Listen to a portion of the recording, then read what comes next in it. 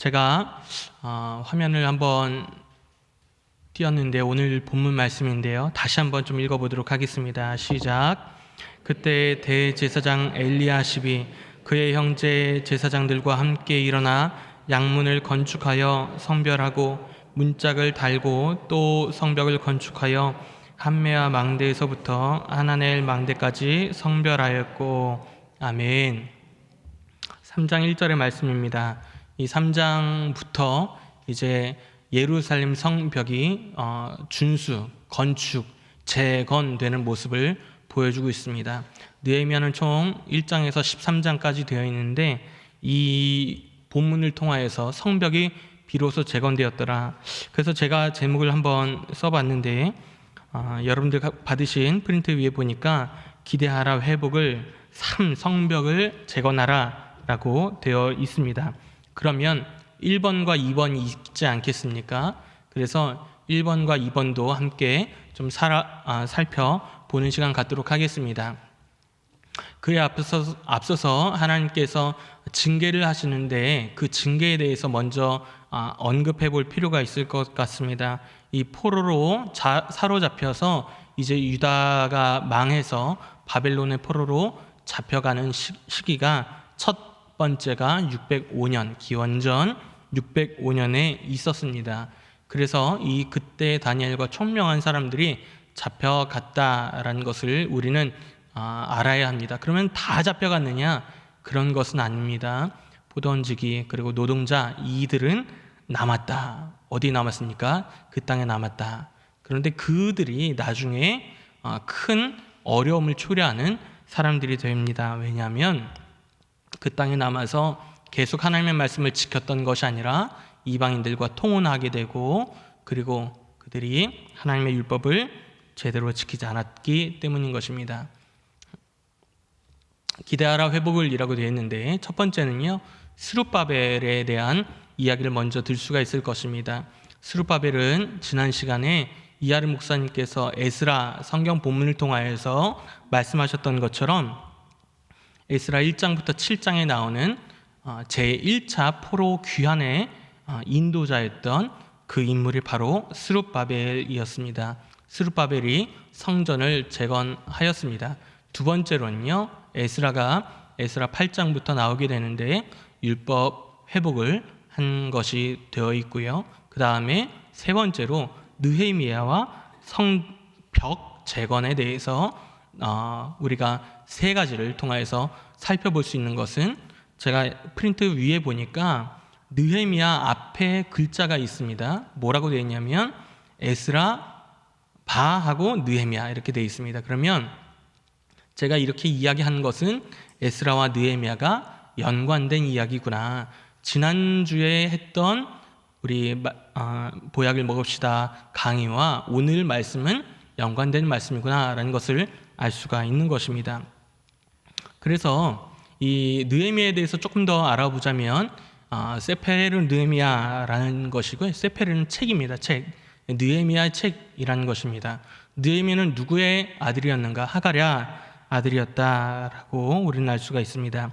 그는요, 바사 왕국, 여름의 왕궁과 겨울의 왕궁이 있습니다. 그런데 수산궁은 겨울에 머무르는 왕궁입니다. 그러면 이 느헤미야는 그 당시 왕 아닥사스다, 이제 아르탁셀크스라고 하는 이름을 가진 왕의 술 따르는 자였다라는 것을 알 수가 있습니다. 술 따르는 자는 누구인가?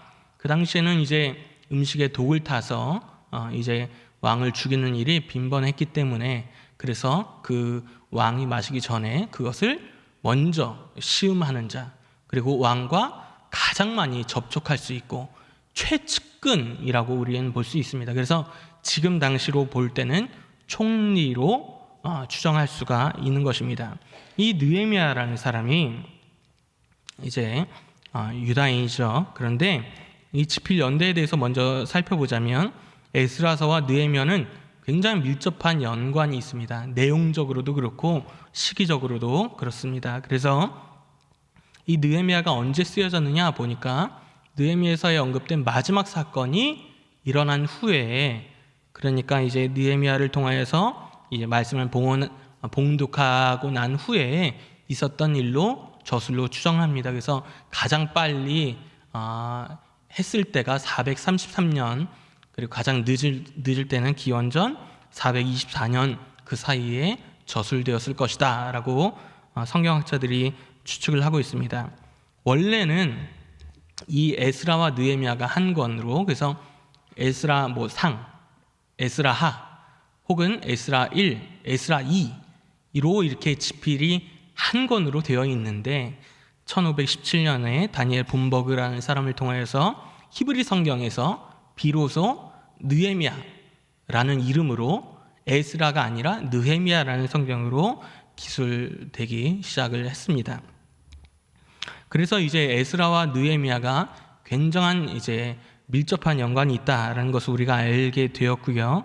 그 다음에 우리가 봐야 되는 것이 무엇인가 하면 이 에스라와 느헤미야 저자가 느헤미야가 기술했을 것이다, 에스라가 기술했을 것이다 라고 생각할 수 있지만, 어떻게 보면 이제 저자에 대해서 명확하게 우리가 알 수는 없지만은 느헤미야가 주로 저작을 했을 것이다, 혹은 에스라의 도움을 받아서, 혹은 그 이후에 나타난 사람이 저술을 했을 것이다. 그러니까 저자에 대해서 명확하게 우리가 어떤 사람이다 이제 단정짓진 못하지만 에스라와 또 느헤미야가 함께 저술을 했을 것이다 라고 생각을 합니다. 왜냐하면 이제 그 뒤에 보니까 이 8장부터 10장에 이르기까지 굉장한 이제 율법에 대한 낭독, 봉독이 있게 되는데 에스라가 나타나기 때문입니다. 그러니까 에스라와 느헤미야는 동시대 사람이다 라는 것을 우리는 알 수가 있죠. 그림을 통해서 우리가 보여주고 있지만 이제 1차, 2차, 3차 예루살렘으로 돌아오게 되는 그런 장면들을 우리는 이제 볼 수가 있습니다. 옆에 있는 페르시아 에스더 이제 그림이 있는데, 이 그림은 왜 제가 써놨느냐, 이제 이 에스더 내용도 그 우리가 성경 볼 때 그 중간에 함께 있기 때문에 제가 놨다라는 것을 말씀을 드립니다. 그러면 이 프린트에 보니까 동그라미 2번에 느헤미야의 배경에 대해서 제가 기술을 한번 해봤습니다. 왜 기술을 했냐면, 느헤미야에 대해서 우리가 바라볼 때 에스라, 지난 시간에 우리가 함께 바라봤지만 제가 생각해 볼 때 이 느헤미야 성경을 왜 우리가 읽어야 되고, 느헤미야 성경을 볼 때 어떤 느낌으로 봐야 되고, 느헤미야 성경이 우리에게 주시는 메시지를 더 잘 느끼기 위해서 한 번 더 제가 더 짚어보려고 합니다.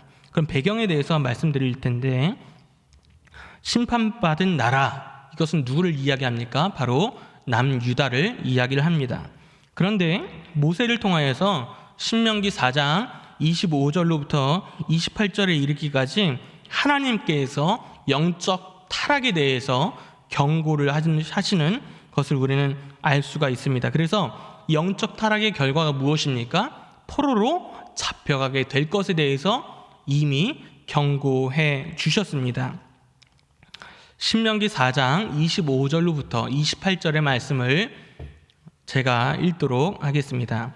내가 그 땅에서 아들을 낳고 손자를 얻으며 오래 살 때에 만일 스스로 부패하여 무슨 형상의 우상이든지 조각하여 내 하나님 여호와 앞에 악을 행함으로 그의 노를 일으키면 내가 오늘 천지를 불러 증거를 삼노니 너희가 요단을 건너가서 얻는 땅에서 속히 망할 것이라. 너희가 거기서 너희의 날이 길지 못하고 전멸될 것이니라. 여호와께서 너희를 여러 민족 중에 흩으실 것이요 여호와께서 너희를 쫓아보내실 그 여러 민족 중에 너희 남은 수가 많지 못할 것이며 너희는 거기서 사람의 손으로 만든 바 보지도 못하며 듣지도 못하며 먹지도 못하며 냄새도 맡지 못하는 목석의 신들을 섬기리라.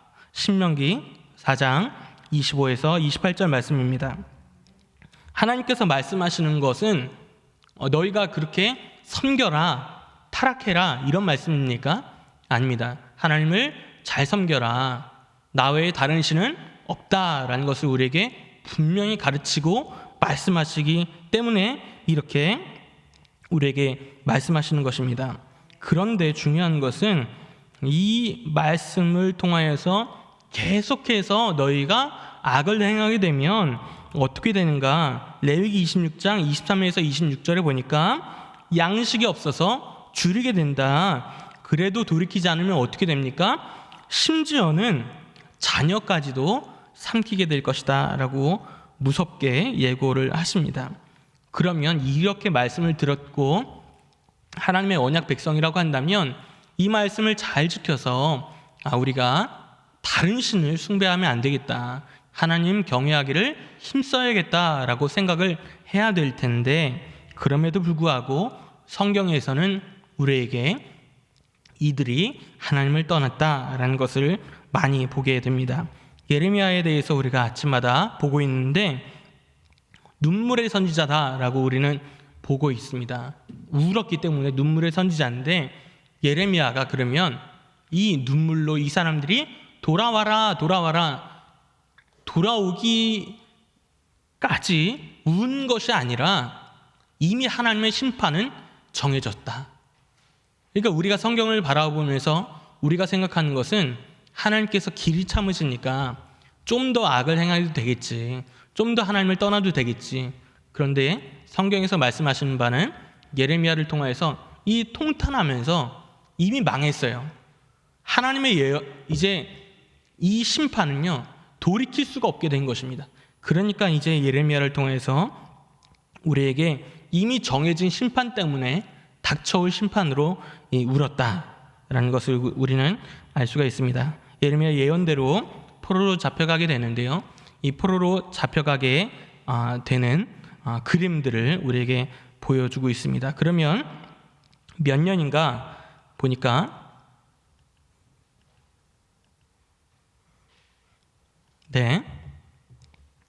이제 바벨론 포로가 되어서 200에서 300명 가량이 이제 바벨론의 포로로 사로잡혀서 살게 되는데요. 그럼 예루살렘은 어떻게 되는가? 예루살렘 성전이 완전히 이제 파괴되는 것을 볼 수가 있고요. 성벽도 파괴됩니다. 그리고 제사를 드릴 수 없게 되고요. 절기에 모이지 못하는 것을 보여주고 있습니다. 여기서 제일 중요한 것이 있습니다. 뭐냐면 이것이 의미하는 바는 바로 유다인의 정체성을 잃었다라는 것입니다. 대한민국의 정체성이 무엇입니까? 우리가 애국가를 부르고 또 국민 의례를 하고 대기 앞에 선서를 하고, 왜 그렇습니까? 이것이 우리의 가슴을 뛰게 하고 이것이 우리의 나라다, 우리는 주권국가다, 이것을 우리 스스로 선언하는 것 아니겠습니까? 그래서 해외로 나간 그런 사람들이 가장 뜨거운 눈물을 흘릴 때가 어떤 것입니까? 대한민국의 태극기를 바라보면서 또 애국가가 울려 퍼질 때 눈물이 난다라고 이야기하지 않습니까? 이 유다인들의 정체성은 무엇입니까? 언제 가장 우리의 가슴을 뛰게 했나, 이걸 바라볼 때 예배인 것입니다. 예배를 드리지 못함으로 인해서 가장 어려운 그런 상황에 처해지게 된 것을 볼 수가 있는 것입니다. 제가 이야기한 바가 바로 이것입니다. 이 포로로 잡혀갔다라고 하는 것은 다른 의미가 아니라 이 바벨론에 가서 노예 생활을 했다, 야 이거 감옥에 갇히게 되었다, 우리는 다 죽게 되었다, 지금 이것을 이야기하려는 것이 아니라 포로로 잡혀가게 되니까 어떻게 되는가? 나는 누구인가? 어디로부터 왔는가? 나는 어떤 사람인가? 우리의 부모는 누구인가? 바라볼 때 민족이, 역사를 잃어버린 민족이 되고 말았다는 것입니다. 정체성을 잃어버리게 되었어요.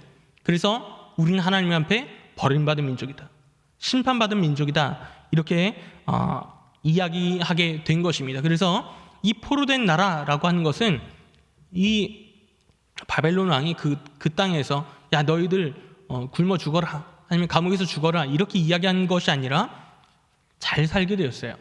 특히 이제 성경학자들에 의하면 이 유다인들이 그때부터 머리가 기발했던 것 같아요.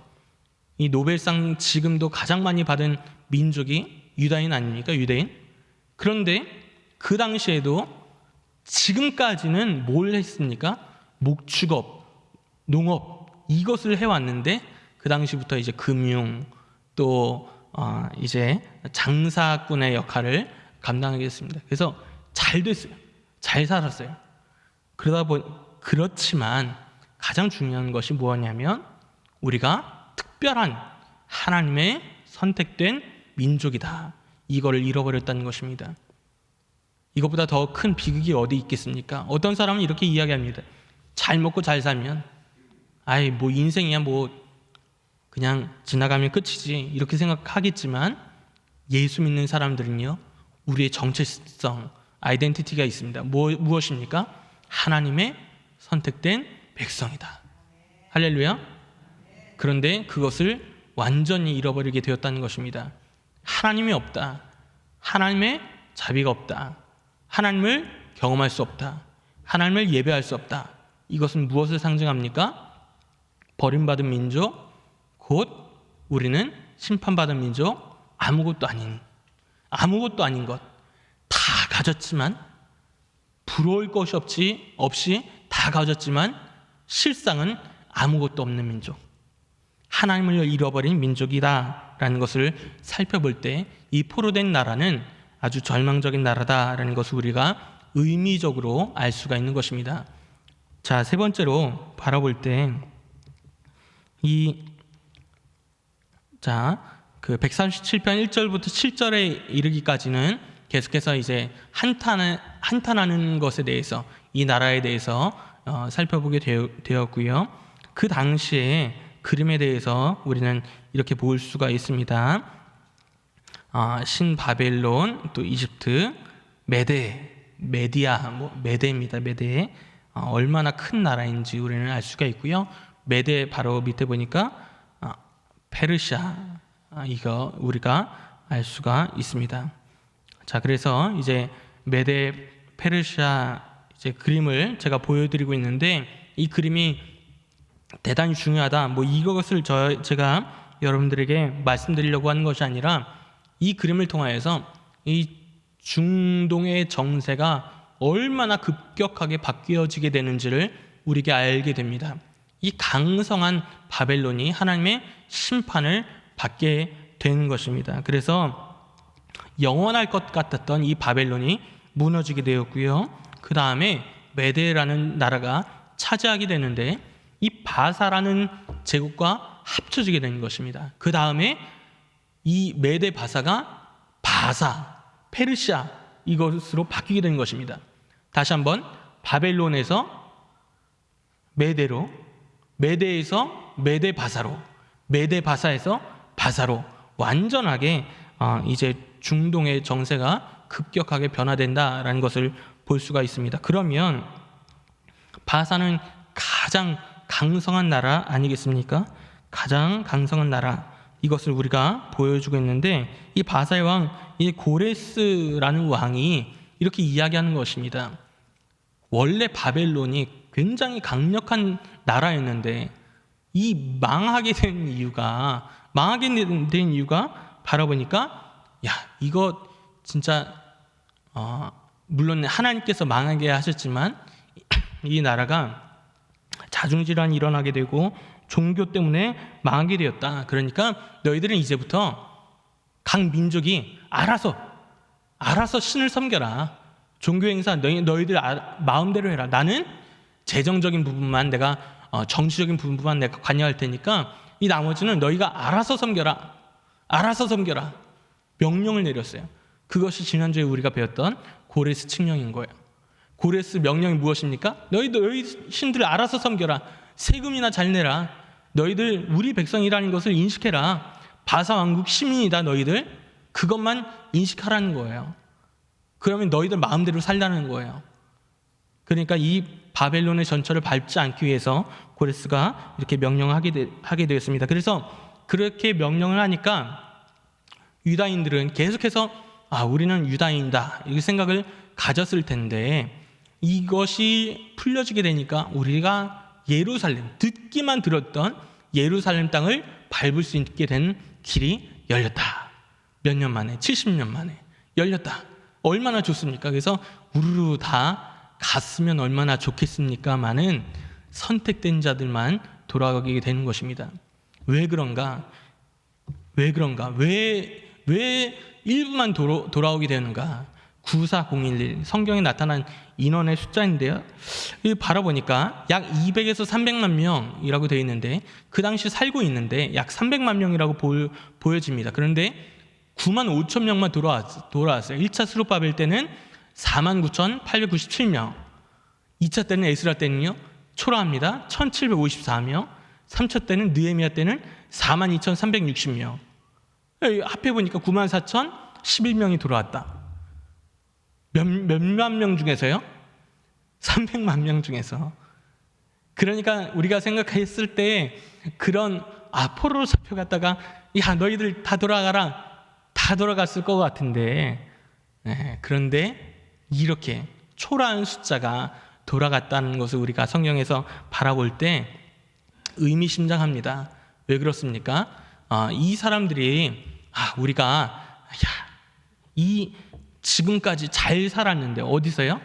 이 바빌론 땅에서 지금 바사 땅에서 잘 살고 있는데, 아니 지금 돈 잘 벌고 아들, 딸, 시집 장가 잘 보내고 손주 며느리까지 다 봤는데, 아니 이제 언어도 완전히 바뀌고 풍습도 완전히 바뀌고 내가 언어도 생각도 완전히 바뀌게 되었는데, 아니 갑자기 돌아가라 한다면 누가 돌아가겠습니까? 그리고요, 이 부유함, 또 돌아가기 그 힘든 길이 55일간 최소한 55일을 돌아가야 됩니다. 이 돌아가는 길도 험난한 것입니다. 왜 그러냐? 이 강도, 도둑들도 많이 득식을 거리고, 또 그곳에 갔다고 할지라도 그곳에 내 집문서가 없다. 70년 동안 집문서를 보관하는 사람이 얼마나 많이 있겠습니까? 지금도 아니고 그때. 그러면 내가 집도 없죠. 그럼 그곳에 머무는 사람들을 몰아내야 되죠. 내가 그곳에 가봐야 좋을 것이 없다, 이득이 없다라는 생각 때문에 안 돌아가는 것입니다. 그래서 9만 5천여 명 정도가 돌아오게 된 것을 볼 수 있습니다. 그런데 이렇게 돌아오게 된 인원들은 이렇게 생각합니다. 성전이 하나님께 기도한 집이니까, 하나님의 임재하신 공간이니까 이 성전 재건을 제일 먼저 시작하게 됩니다. 해외에 이제 그 주재원들이나 아니면 해외에 나가시는 그런 이민자들이 제일 먼저 대한민국 사람들이 짓는 것이 교회라고 하죠. 하나님 말씀도 듣고 또 좋은 이제 커뮤니티 마을도 형성하고. 그런데 이 유다인들도 마찬가지로 가장 중요한 게 뭐였냐면 성전을 짓는 것이었습니다. 그래서 성전 후에 이제 제사를 드리게 되고, 돌아오게 돼서 제사를 드리고 1년 후에 성전 터를 정리해야 합니다. 그러자 방해가 나타납니다. 방해가 나타나니까 14년간 이 우리 끝났어. 왕에게 이제 조서도 보내요. 그러다 보니까 이제 끝났어. 우리는 이제 성전 못 지어. 14년간 놀게 되는 거예요. 뭐하고 놉니까? 그냥 아무것도 할 게 없으니까 자기 집을 짓는 거예요. 자기 집. 그러다가 하게스가랴 선지자를 통하여서 재건하라. 그래서 약 2달 뒤에 건축을 다시 시작하게 되고요. 4년 만에 건축이 완공이 됩니다. 어떤 것이요? 성전이 완공이 됩니다. 여기까지 이제 우리가 지난주에 보게 됐는데, 그 다음에 율법의 회복이 있어지게 됩니다. 제가 말씀드린 것이 이제 배경에 대해서 말씀을 드렸는데, 그러면 느헤미야에서 말씀하시는 것이 과연 어떤 것인가? 이 느헤미야를 통하여서 성전이 이제 만들어지게 되는데, 성전에 이방인들도 아무나 들어올 수 있고, 또 성전이 혹시라도 또 공격을 받을 수 있으니까 성전을 보호하기 위해서 성벽을 지어야겠다. 이 성벽을 짓게 되는 것입니다. 성벽을 짓게 되는데요, 성벽을 방해에도 불구하고 52일 만에 완공하게 되고, 또 에스라 제사장이 율법을 낭독하고, 또 일주일 동안 말씀 이제 사경회를 하게 됩니다. 그래서 이제 그럴듯한 유다 공동체가 재건되게 되는 장면이 바로 느헤미야에 나오는 것입니다. 그러면 느헤미야가 이렇게 52일 만에 성벽을 다 완공하여서 유다 공동체가 재건되었는데, 말씀으로 느헤미야 장절의 내용을 살펴보면요, 이렇습니다. 1장 1절로부터 2장 20절까지 나온 내용은요, 성벽 재건을 위해서 느헤미야가 예루살렘으로 돌아오는 장면들을 보여주게 되고요. 이 보여주는 그 장면에서 우리가 알 수 있는 것은 예루살렘 성벽이 다 불타게 되었다라는 것을 알게 됩니다. 그리고 이 느헤미야가 가게 되는데, 이 왕을 통하여서 유다의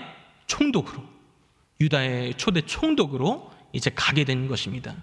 가게 되는데, 이 성벽 공사를 3장 1절로부터 하게 됩니다. 우리 오늘 본문이 바로 3장 1절인데요.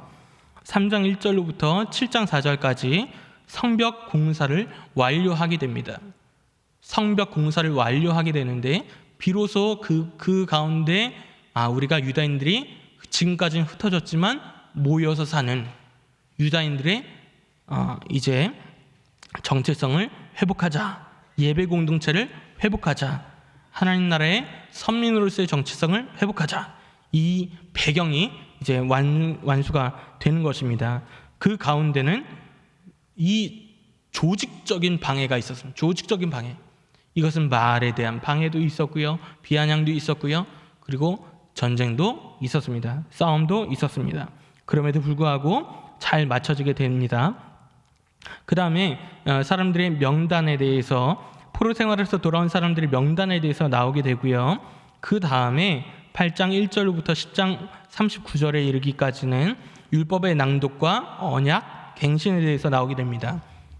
여기서 말씀드릴 것이 있습니다.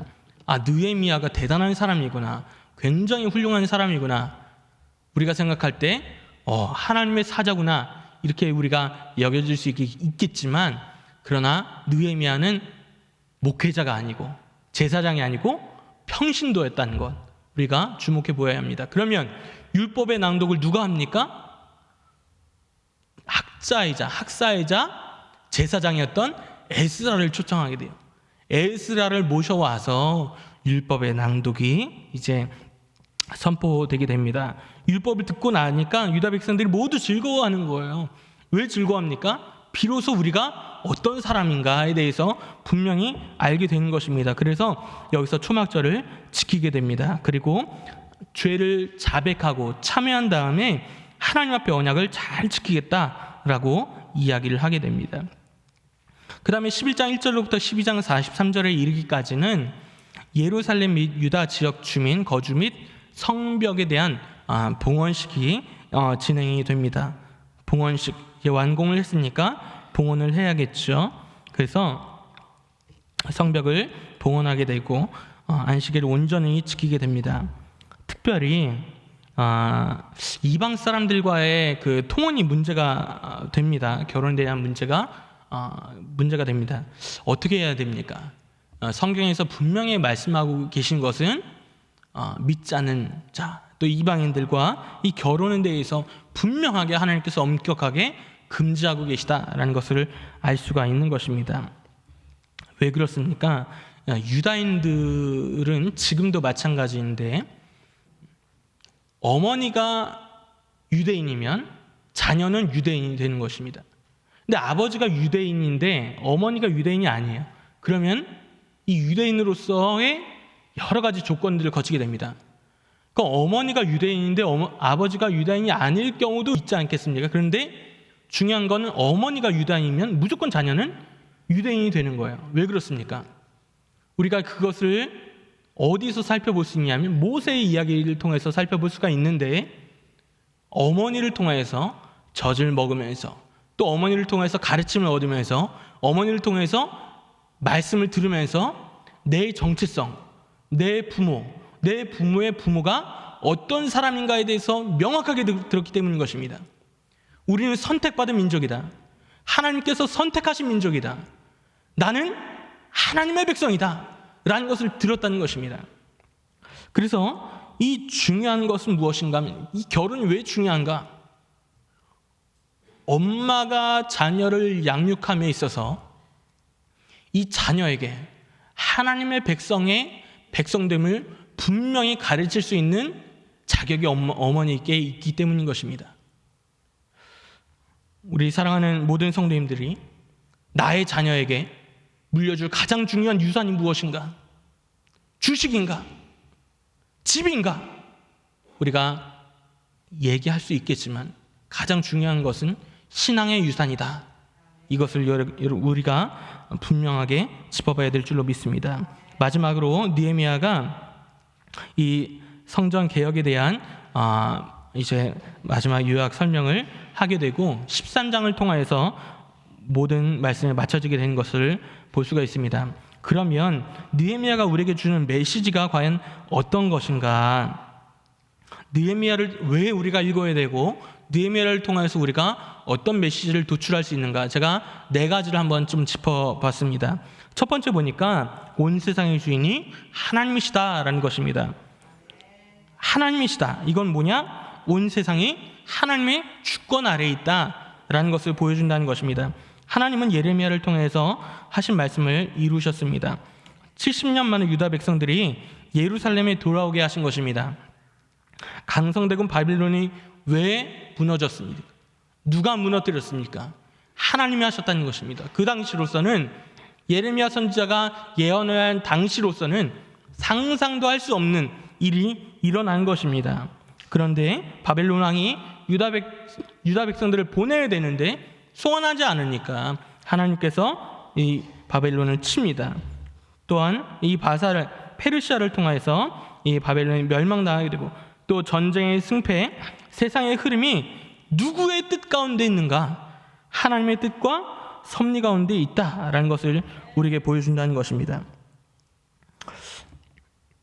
그리고 두 번째 보니까 성전과 성벽의 준수가 예수님을 위한 것이다. 예수님을 위한 것이다 라고 우리에게 보여주고 있는 것은 이 하나님께서 예루살렘 성전과 예루살렘 성벽을 이제 회복하신 이유가 다윗 언약을 이루기 위함인 것입니다.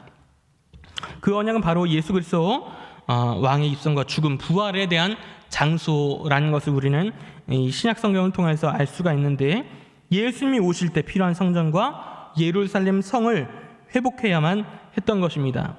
역사의 주인공이 바로 예수님이시다라는 것을 우리에게 보여주는 것입니다.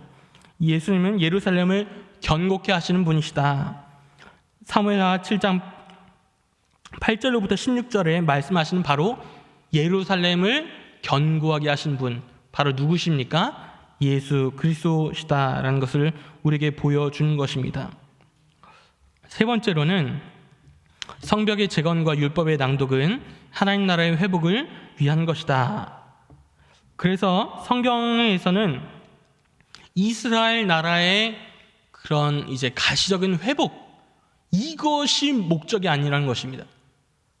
이제 성경을 보면요, 이스라엘 역사만 나와 우리가 이거 굉장히 지루하게 여길 법도 한데, 우리가 이것을 보면서 이스라엘 역사를 우리가 왜 공부해야 돼? 단지 이렇게 우리가 터부시할 것이 아니라 하나님께서 보여주신 것은 이스라엘 가시적인 나라의 회복이 아니라 하나님 나라의 회복에 있다는 것입니다. 그래서 우리가 성경을 봐야 되는 이유는 하나님께서 이스라엘 회복시키시면서 어떻게 하나님께서 택한 민족을 회복시키시는지를 우리에게 보여준다는 것입니다. 그래서 중요한 것입니다. 그래서 하나님께서 하나님 나라의 회복을 우리에게 부어주시는데 어떻게 하시는가? 사도행전 1장 7절에 오직 성령이 너에게 임하시면 너희가 권능을 받고 예루살렘과 온 유다와 땅끝까지 이르러 내 증인이 되리라 하시니라 말씀을 이루시는 것입니다.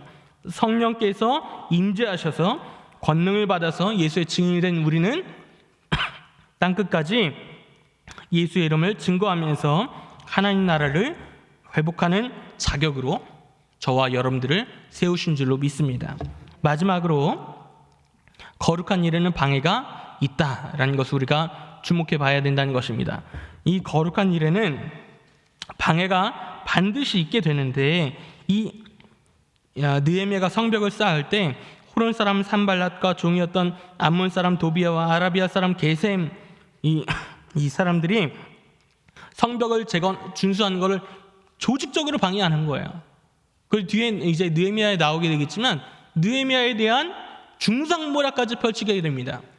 느헤미야, 이 사람은 너희가 의지해서는 안 될 사람이다. 그리고 외부로부터의 방해뿐만 아니라 안에서의 문제도 발생하게 됩니다. 왜 그런가? 이제 우리는 다 죽었어. 이 문제에 대해서 알아보니까 굶어 죽게 되었다는 거예요. 우리 자녀 다 팔게 되었다. 왜 그런가? 아니, 지금 바벨론에서 다 팔고 다 재산 다 팔고 이 땅에 온 사람들이 먹을 것이 없으니까 이제 곡식과 또 돈을 꾸어서 이제 일단 먹기 시작하는 것 아니겠습니까? 그런데 같은 민족인데도 고리대금하는 거예요. 이자를 많이 받는 거예요. 그러니까 느헤미야가 이제 이 사람들을 모으기 시작합니다. 너희들 그렇게 동족 간에 다 죽여서 되겠냐? 이자를 그렇게 많이 받아서 되겠느냐? 이런 경제적인 문제도 해결하게 됩니다. 그래서 특정한 누군가만 잘 살고 또 누군가는 못 사는 것이 아니라 우리 유다 공동체가 서로 잡아주고 일으켜주고 밀어주는 공동체가 되도록 이 모든 이 정책들을 만들어내게 됩니다. 이 느헤미야를 통해서 우리에게 보여주는 것은 무엇인가 하면 반드시 거룩한 일에는 방해가 있는데 그 방해는 집요하고 굉장히 이기기 어렵다는 것을 우리에게 보여주는 것입니다. 이 거룩한 일을 나아가기 위해서는 하나님의 민족으로서 예배하는 공동체, 그리고 하나님을 따라가는 공동체가 되기 위해서 애쓸 때 하나님께서 분명히 도우시지만 그것을 믿고 가지만 그래서 52일 만에 성벽을 재건하게 되지만 그러나 그 전에는요 굉장히 아픈 시련이 반드시 있다라는 것입니다. 그러면 그것 가운데 좌절하고 낭망할 수 있지만은 그러나 그럼에도 불구하고 계속해서 이겨나가게 되었다라고 말씀합니다. 우리가 이 방해라고 이야기했을 때 이제 남유다의 정체성이 아까 말씀드렸던 것처럼 성전에 있다라고 말씀을 드렸어요. 성전에 있다라고 말씀드렸는데 이 성전이 예루살렘 성전을 회복함으로 인해서 정체성이 회복되고 성벽이 회복됨으로 인해서 유다 백성들이 이제 비로소 거주할 거처가 완공되게 되는데 성전을 지을 때도 사마리아 사람들이 우리도 하나님을 섬기는 사람들이니까 같이 성전 건축하자. 너희들은 그렇게 하나님의 성전을 함부로 건축할 수 있는 사람이 아니야. 이렇게 이야기하니까 완전히 방해꾼으로 전락하게 되지 않습니까? 또 성벽을 건축할 때도 조직적인 방해가 있다. 이것을 통하여서 이 남유다 백성들에게는 어떤 인식이 주어지게 되는가 하면 이제 사마리아 사람, 북이스라엘 사람들은 완전히 사마리아의 개다 이렇게 이야기하게 돼요. 완전히 상종하지 않게 되는. 그래서 예수께서 이제 우물가에 갔을 때 이 여인을 만나게 되는데 왜 유다인이 사마리아 사람들에게 말을 거냐라고 말씀하신 이유가 바로 여기 있는 것입니다. 완전히 등져버리게 되는 것입니다. 그런데 이 사마리아에 거주하는 사람들이 진짜 하나님을 경외하는 사람들이었냐? 그것이 아니에요. 이 북이스라엘이 망하고 나서 이스라엘 사람들은 다 흩어져 버리게 됐어요. 흩어져 버리면 북이스라엘에 있는 민족은 어떤 민족이냐? 잡족이라는 것입니다. 잡족. 하나님을 경외하는 것과는 아무런 상관이 없는 그런 족속들이었다는 것입니다. 그런데 그런 족속들을 통하여서 성전을 지을 때도 성벽을 완공할 때도 조직적인 방해를 받았다. 그럼에도 불구하고 완공하게 되었다라는 것을 우리에게 보여주게 됩니다. 그 화면에는 나오지 않았지만요, 제가 가장 중요하게 여겼던 말씀이 있게 되는데요. 느헤미야 6장에 있는 말씀입니다. 느헤미야 6장에 있는 말씀인데요. 이제 15절과 16절의 말씀을 제가 읽고 마치도록 하겠습니다. 성벽 역사가 52일 만인 엘루럴 25일에 끝남에 우리의 모든 대적과 주위에 있는 이방 족속들이 이를 듣고 다 다 두려워하여 크게 낙담하였으니 그들이 우리 하나님께서 이 역사를 이루신 것을 알미니라. 아멘. 그래서 여러분들 프린터에는요, 핵심 요절에 이렇게 적어놨습니다. 제가 왜 이것을 바라보게 되는가 하면, 핵심 요절은 성벽을 완공한 것은 누가 완공했는가? 하나님께서 우리를 도와주셨다. 하나님께서 하셨다. 그런데 제가 오늘 본문의 말씀을 느헤미야 3장 1절을 봤어요. 느헤미야 2장까지는요, 이 반대가 있었어요. 2장에 이르기까지는 반대가 있었어요. 근데 3장 1절을 보니까요, 일어나서 성벽을 재건하는 장면이 나오게 됩니다. 여기서 영어 단어를 보니까요, 로즈업 이렇게 되어 있어요. 로즈업. 이 단어는 어떤 거냐면 분연히 일어나다. 분연히 일어나다. 제가 3장 1절의 말씀을 주제 말씀으로 적은 이유가 바로 여기 있는 것입니다. 성벽을, 큰 성벽을 완공하는 것도 역사적인데, 중요한 건 성벽이 처음부터 딱 완성됐으면 얼마나 좋겠습니까만은, 처음부터 문짝을 달아야 되고요, 벽 위에, 돌 위에 돌을 올려놔야 되는 것입니다. 로즈업, 일어난 것입니다. 어떻게 일어나는 거예요? 그냥 잠에서 깨어나는 것, 일어나는 것 아닙니다. 분연히 일어나는 것입니다. 분연히 일어나는 거예요. 어떤 것에서 분연히 일어납니까? 세속적인 것으로부터, 하나님을 멀리 떠난 것으로부터 분연히 일어나는 것입니다. 성벽을 재건하였다, 완공되었다. 이것도 참 멋진 일이지만, 재건하기 시작한 그 장면, 3장 1절을 통해서 우리에게 주신 말씀이 있습니다. 다시 회복의 길로 들어가자. 이것을 기억하면서 내가 하나님 초석을 다진 사람이 되겠습니다. 기억하며 나가시는 저 여러분들 다 되어지길 소망합니다. 기도하겠습니다. 살아계신 아버지,